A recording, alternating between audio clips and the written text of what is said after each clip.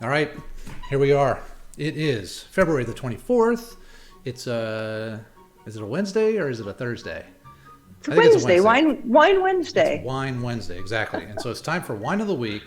I'm very excited because we've tried this multiple times. Selena's with us today, finally. And this week we are doing a Rhône Valley wine. We've done a couple of white wines. We've done some sparkling wines over the past couple weeks. But this time we are doing a nice, bold red wine. Why? Because everyone loves a good red wine. And because the weather is finally good. Today it was a balmy 62 degrees here in the Commonwealth of Virginia. And I, for one, tried to get outside and enjoy a little bit of the weather. But it made me think of having a nice red wine with dinner, which is what I did. All right, that's kind of a lie. I actually had a cava with dinner, which is a sparkling Spanish wine, but nevertheless, I'm having myself a nice red wine right now. Ooh, that is nice and bold. It is. Isn't that nice? It's very dark, full-bodied, which is what you're going to get from Rhône Valley wines, and that's okay. That's what we're going to talk about. So let me bring this up. I have a new gadget that I put together, and it is my little wine stand. So see, the technology gets better every single time. Now, what we're looking at here is a Lirac. Now, I was going to tell a Dwayne Johnson joke, but it didn't go well in the, in the focus groups, so I'm going to skip that. This is from the Southern Rhône Valley in France, okay? Now, the Rhône River starts up in Switzerland in the Alps, in a glacier. And it kind of winds its way into Lake Geneva and then makes its way down into the south of France and empties into the Mediterranean Sea. And a lot of people are familiar with Rhône Valley wines. They're great red wines. They're good for having with just about any meal. But there's actually two Rhône Valleys, so you got to be very careful. There's the northern Rhône Valley and the southern Rhône Valley. And they use the same grapes, more or less, to make their wines, but the wines taste very different from those two regions. This one is from the south, which is my favorite half of the Rhône Valley, if you will. So you probably heard of GSM wines, and if you go look at the France section of your wine store, you're going to see a lot of wines that say GSM blend, and these are kind of your more inexpensive wines from the Southern Rhône Valley. And GSM is actually an acronym, and it stands for the three grapes that make up a Rhône Valley wine: Grenache, Syrah, which is one of the 8 international grapes. They're grown all over the Merlot? world. It's not Merlot. It's actually Mourvèdre, which is kind of a blending grape. Yeah, and they use it in the south of France. But it's more of a blending grape. You can find full 100% Mourvèdre wines, and they're really interesting. We'll do one of those someday. But in this case, it's used as a blending grape. There's a small percentage in there. But GSM stands for those three grapes. The difference between the Northern Rhône and the Southern Rhône is really that in the Northern Rhône, Syrah is the main grape. That's the one that it makes up most of the wine. That's the showcase. In the Southern Rhône, where this guy is from, Grenache is the main grape. And they have very different flavor profiles. They mix together really nicely. Grenache is it the weather or the topography that makes the grape growing in the wine so different? Well, I mean, it's really the choice of the grapes. Because the topography, it's very mountainous and it's kind of hilly down there. It's close to the Mediterranean Sea. The weather's going to be a little bit different in the north and the south, but it's really the choice of the grapes and the way they blend them and do the winemaking that makes it so different. I find the Northern Rhône Valley wines to be kind of dusty and a little bit heavy, but the southern ones are they're more fruity and herbaceous. This is something you get from the south of France, whether it's the Rhône Valley or different parts of the south of France. You get herbs. They've got these great fields of lavender, and they have these, and sage, and that comes through in the wine. You get this very herby kind of peppery and sage and oregano type of flavor in the wine, and it's really cool. And I like it. So it's easy to find these Rhône Valley wines too. Now, what's cool is that when you go to the Rhône Valley, there's some expensive wines. And this is a pro tip whenever you're looking for wines in this region. But it also applies to lots of other regions, too. So is the region, you said it's Austria, Germany? No, Switzerland is where the Rhone Valley starts. Switzerland. But the Rhone, or the Rhone River, but it empties in the Mediterranean, southern France. Okay, so it's anywhere. So this is a French wine? Yeah, this is a French wine. It's Yeah, from the south Lorac. of France in the Rhone Valley. I probably should have mentioned that off the top. Maybe I didn't. I sussed it out. It's good. We're good. So, here's a pro tip though. Now, a lot of people have heard of some of the more famous wines from this region. Chateauneuf du Pape is probably the most famous.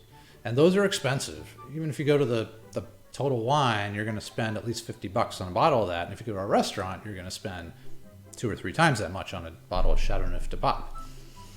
Gigondas is another one. Expensive wine from that region. But this is kind of a pro tip when it comes to France or pretty much any old world wine. Look at that expensive region, then go around it. Like go find its neighboring appellations. And you're going to find wines that are probably 90% as good and 20% of the price.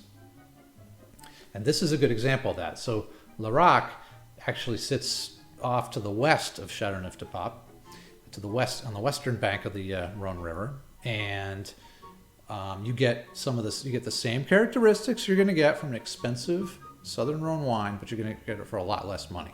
So this bottle is probably, this is from a producer called Maby, which is also a character in Arrested Development, by the way.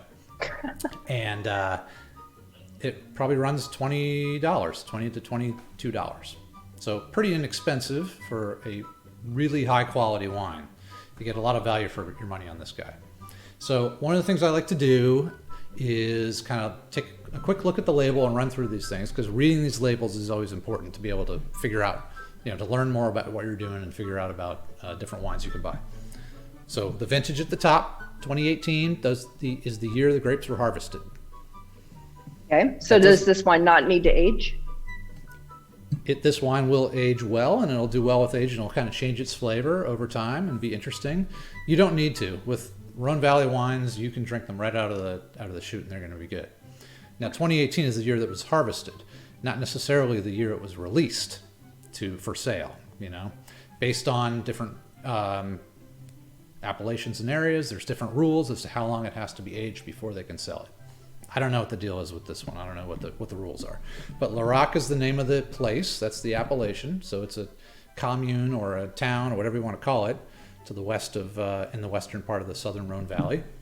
Under that it says La Fermade. Now I had to look this up. This is just a brand name. It doesn't mean anything. It doesn't actually translate to anything in French. So I think it's just a brand name they use for this particular wine. Maybe it's the name they give the vineyard, or maybe it's the name they of something special to the winemaker. Who knows? But under that is their logo, and then it says Maby, which is the name of the producer. Right. So one other cool thing I'll mention about Rhone Valley wines, and that is that you will very often on the bottle itself find this embossed glass. And I don't know how well you can see that on the camera. Yeah, I saw that. That looked kind of cool. And that's really common. If you find a Chateauneuf du Pape or any other Rhone Valley wine, the glass, the bottle will actually be embossed with this, with the logo of the producer or of the region. So this is sort of a shield with a castle in the middle, and it says Lirac. So I imagine that's the kind of the coat of arms of the region of Lirac. So that's kind of neat. You'll often find that in Rhone Valley wines. So that's about it for the wine of the week. Southern Rhone Valley, cool. GSM blend.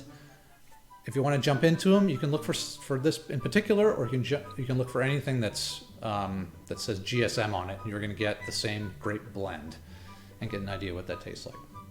Do you have any other suggestions other than Lorac? Yeah, I mean, there's a bunch of, I mentioned Chateauneuf du Pape and Gigondas, which are both more on the expensive end in that region. But you can also, on the bargain side, you can look for Vaccarat. And I'll put some of this in the comments if anybody wants to look online. You can look for Vaccarat, you can look for Caran, and Rasteau are kind of three, again, little sub-appellations in the Southern Rhone Valley that are going to be very close to where the expensive ones are made and close to this, but give you the same general flavor profile and be really good. And it's a good place to start too if you just want to get into the region. Mm-hmm. But this stuff is great. It's herbaceous, it's peppery, and it's nice and full-bodied. So it's a great red wine for just about any occasion. You can drink it on its own too. That's what I'm doing right now. And what did you have it with today? Now you're just trying to trick me. I didn't have it with anything today. I was drinking some cava, some Spanish sparkling wine with my dinner. Right, and I know right. you're a 'Cause we were sparkling gonna wine fan. We were going to do sparkling wine, right? Is that what that is? Yes. I do not have a nice Rhone red. That's okay. Because you pulled a switch on me. Sorry, what can I do? We're still getting the chemistry going, you know. We've had trouble getting this live technology working, but you know we're getting there. It's better. I think it's. I mean, at least our connection's better. I think so. So what are you having there? I am having a what is it? It's a French champagne. Is it Clé de? I can't remember. Something my daughter's. I can't remember it now. But yeah, I wanted to have a little bit of a midday sparkle, and so you know I'm always about the bubbly stuff. So plus, I wanted to. Okay. This has nothing to do with Bridgerton, although it might have a little bit to do with Bridgerton. But I've been really getting into the Gilded Age and reading about New York, especially in the Gilded Age, and about all of the balls that they would have and parties and the drinking and the dining and the dancing. And I was thinking I would tell you a little bit about one of those balls right now because I'm just like fascinated by it right now. It's like I'm reading everything I possibly can on it. And it's amazing. This is kind of also when they're saying this is when champagne kind of introduced itself into the US and how it kind of just spread and became popular. It was through these balls because the elite, you know, the high society would throw these balls. They would drink tons of champagne, and then the masses would read about it in the papers about these balls, and they would try to emulate them, especially if they were middle class or trying to rise up through the ranks. They would emulate and they would do the same thing, and that kind of brought like champagne toasts and all these things into the country. And one in particular is the Vanderbilt Ball, which was in 1883, and it was so prior to this time, the Astors were like the kings of New York society. The queen was Mrs. Astor, and she controlled whether or not you were part of society or not. And it was, so she had a ball every year for 400 people. And if you weren't in that 400, if you did not get an invitation, you were nothing. There were people who, if they didn't get an invitation to this ball, would like go to Europe for 3 months because they'd be like, I couldn't go because I was in France for 3 months. I mean, this is very Bridgerton. Isn't it?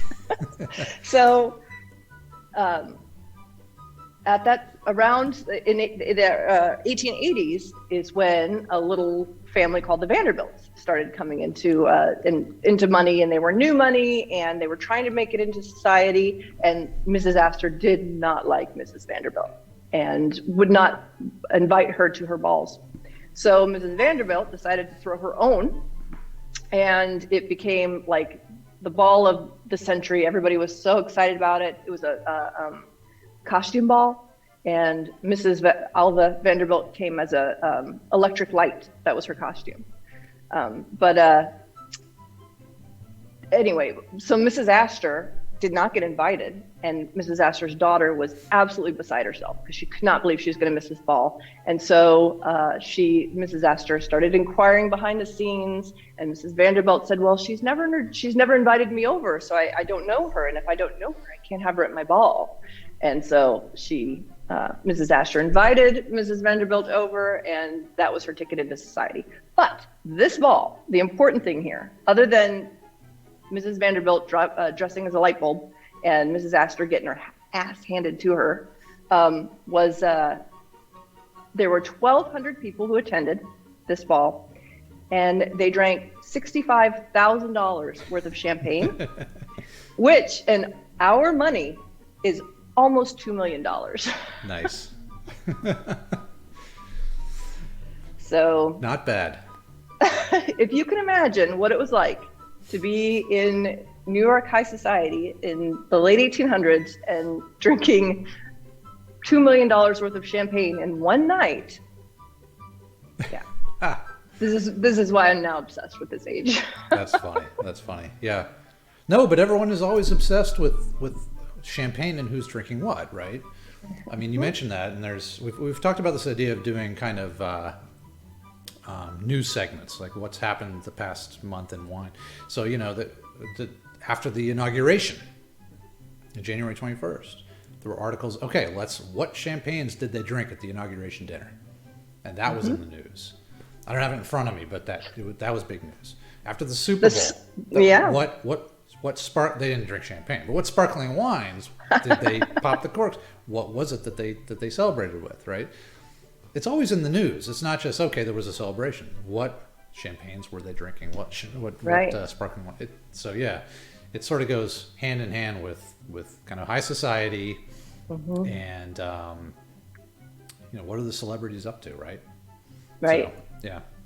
And how do they get chosen? Yeah. I mean, I assume the makers of the champagne or sparkling wine probably, they donate it, right, to these things. So how do you get your champagne in there? And was it really successful if we can't actually remember what it was or never actually knew?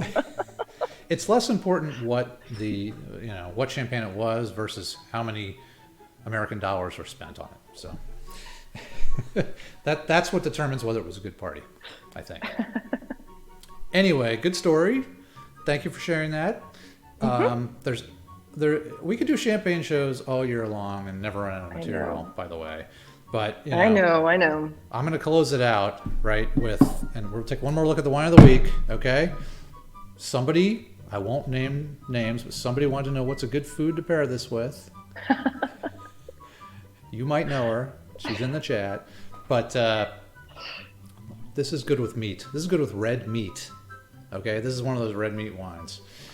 So anything from a burger to a steak to a nice cook, or even a heavy French dish, a beef bourguignon, a coq au vin, something like that. That's going to go great with this. But I would drink this with barbecue all day long, and I do. I would and I do. So okay. So what if you don't eat meat? Pasta nice heavy red sauces, on pasta for sure. It's funny. I mean, down in the south of France, they do eat a lot of seafood. Obviously, they're close to the Mediterranean. People don't usually think about red wines and seafood being really good pairings, but that's a mistake because they are. This one maybe a little on the bold side, so make sure it's sort of a heavier, like a fattier fish. Salmon would go really well with, or a rockfish, something that's nice and meaty. You know what I mean? That sort of thing. Bass, sea bass, that sort of thing. It'd be really good with. So that's about it. All right. Wine of the week. I'm glad to have you here. It's good that we finally figured out some of these technology issues. We're going to do more of these. We're going to move forward. If anybody's we're going to get better at it. Yeah, we're going to get better at it. We'll develop some chemistry at some point. I assume. Yeah. We have none right now. Eventually. Yeah. Eventually. So, if there's any wines that you guys are interested in hearing about, if you have any suggestions, I mean, last week I did a Moldovan sparkling wine, I think it was, and I got a lot of feedback on, you need to try these 10 other Eastern European wines, which I think is a great idea because probably nobody's had them. And they're really good. Yeah. Oh, they're amazing, and they're totally under the radar, which means you can get them for no money at all, right? Yep. So yeah, get in on the ground floor on the Eastern European wines, because there are some excellent ones for a bargain. Exactly. I've got a couple Greek wines I want to do. Eventually we'll actually do an American wine, maybe even a Virginia wine if we're feeling crazy. But it's all good. It's all good stuff. Let's wrap it up. Wine of the week, one more time. Here it is, Lirac from the Rhône Valley. This is made from Grenache, Syrah, and Mourvèdre. Great with barbecue. Great with nice meaty fishes. Good anytime. You know what I'm saying? Wine of the week. All right. Remember, life is short. And don't waste your time on bad wine. Right. And wine story of the week. I think we can work that in. That could be my little thing. Yeah, we could do that. Let's get some feedback from the group and see, from the viewers. If that was any good, or if it's just me that's interested in that. If they shoot it down, then you're cut. All right, Celine. We'll see you next time. All right.